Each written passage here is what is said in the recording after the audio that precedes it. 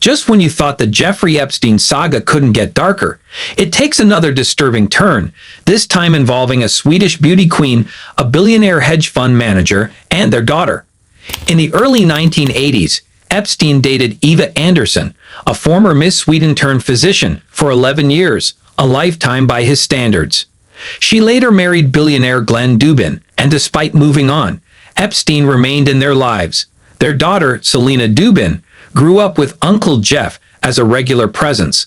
A chilling detail given what we now know. Wholesome? Not even close. The Uncle Jeff illusion. According to reports, Epstein took a special interest in Selena from a young age. While some kids have imaginary friends, Selena had a disturbingly real one with a private jet and an arrest record. Epstein allegedly became a kind of father figure in her life.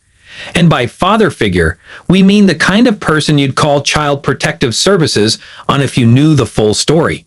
When Selena was just 12, Epstein was reportedly already grooming her into his web of manipulation. And by the time she hit 19, he casually informed his associates that if he were ever to marry, it would be her. Not a woman his age. Not even someone in their 20s. No, his pick was the teenage daughter of his ex-girlfriend. Charming. And what was his justification for this eyebrow-launching to the stratosphere claim? According to those close to Epstein, he cited a desire to dodge inheritance taxes, because nothing says love like tax evasion.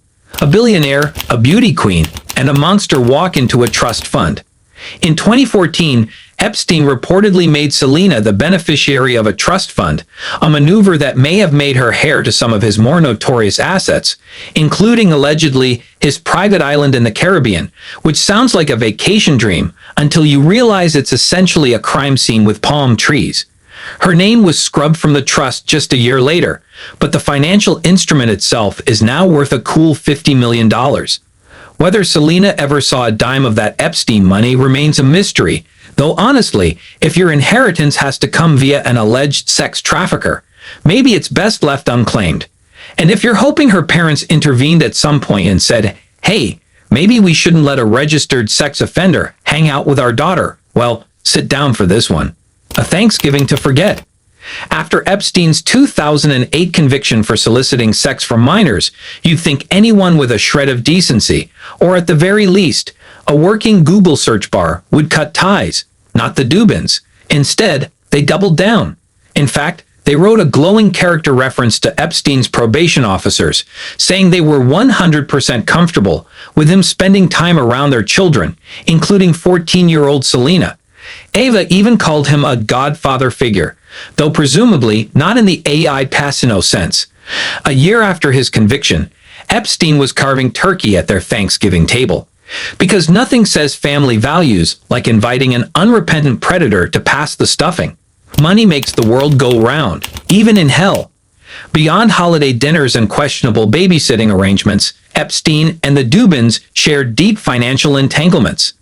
Epstein reportedly introduced Glenn to top banking execs, including Jamie Dimon's inner circle at J.P. Morgan Chase. That connection allegedly netted Epstein a staggering $15 million when J.P. Morgan bought into Dubin's hedge fund. So yes, while Epstein may have been a convicted sex offender, he was also a lucrative one, which makes the whole situation even more morally murky and depressingly real. He didn't stop there. Epstein also directed millions into funds run by former employees of Highbridge Capital Management, the firm Glenn Dubin co-founded. Which means Epstein's influence wasn't just lingering around the family dinner table, it was baked directly into their financial empire. The allegations get even darker. Things take a full nosedive into disturbing when you get to the court documents unsealed during the legal battle between Virginia Giuffre and Ghislaine Maxwell. According to testimony, Maxwell once sent a 16-year-old girl named Judy to give Glenn Dubin a massage after her so-called training. Now, in Epstein's twisted lexicon, massage was often a euphemism for abuse. Judy said she felt intimidated and frightened around the powerful figures in Epstein's circle, understandably so, considering she was a teenager surrounded by billionaires with a complete moral vacuum. The Dubins have categorically denied all of Judy's claims and say they have evidence disproving them. Whether that evidence ever sees the light of day is another story, but the accusations themselves cast a long, unsettling shadow. How did they not know? It's the question everyone keeps asking. How did so many powerful people stay connected to Epstein for so long? Were they blind to his crimes, willfully ignorant, or simply so embedded in his network of wealth and secrecy that they couldn't, or wouldn't, extricate themselves? The Dubin spokesman insists that Glenn hadn't conducted any business with Epstein since 2007 and only saw him occasionally in large social settings. As for Eva and Selena, they reportedly attended just a few Epstein-hosted events where other prominent names, like Bill Gates and other members of the Billionaire Boys Club, were also in attendance. Yet the fact remains, even after his crimes became public knowledge, the Dubins maintained contact. Epstein visited their home. He was trusted around their daughter. At what point does ignorance stop being an excuse and start looking like complicity? The Gatsby of the Gulag. Epstein was often described as Gatsby-esque, rich, mysterious, and hosting lavish parties with unnamed companions and veiled intentions. But unlike Gatsby, who just wanted to impress Daisy, Epstein's endgame was far more sinister. He didn't collect vintage cars or wear pastel suits. He collected people, young ones. Donald Trump once called Epstein a lot of fun to be with and noted, rather chillingly, he likes beautiful women as much as I do, and many of them are on the younger side. If that's not a red flag embroidered into a nuclear hazard sign, I don't know what is. The twisted love life. Despite his wealth and frequent female companionship, Epstein never married. That didn't stop him from musing about who he'd wed if he had to. In 2014, he once again allegedly named Selena Dubin as his pick. She was 19 at the time. That's not love. That's grooming with a tax strategy. His longest-known relationship was with Ghislaine Maxwell, daughter of the late British media tycoon Robert Maxwell.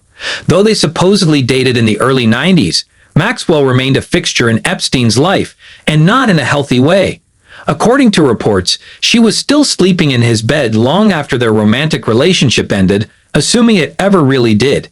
One of Epstein's exes told Vanity Fair that Maxwell was in love with him the way she was in love with her father, constantly trying to win his approval.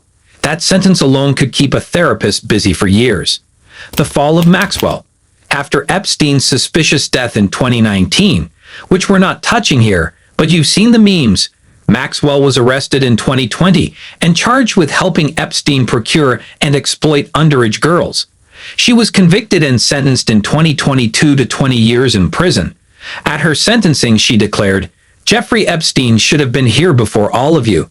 It is not about Epstein ultimately." That's like Bonnie telling the judge to blame Clyde for the bank robbery. It doesn't exactly inspire sympathy. A pattern of manipulation.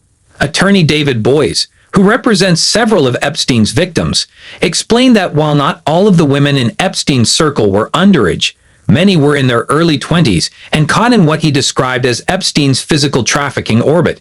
Young women were often paid to bring in other girls, usually younger, more vulnerable, and easier to manipulate. Epstein's world wasn't just exploitative.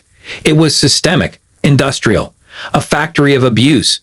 Ex-girlfriends described him as emotionally stunted and manipulative. One said he championed polyamory, not out of some evolved worldview, but because he knew his partners lacked the self-esteem to challenge him. Another, a Sports Illustrated model, said he always needed a model on his arm. Because apparently being a sociopath wasn't enough, he needed a fashion accessory too. And there you have it.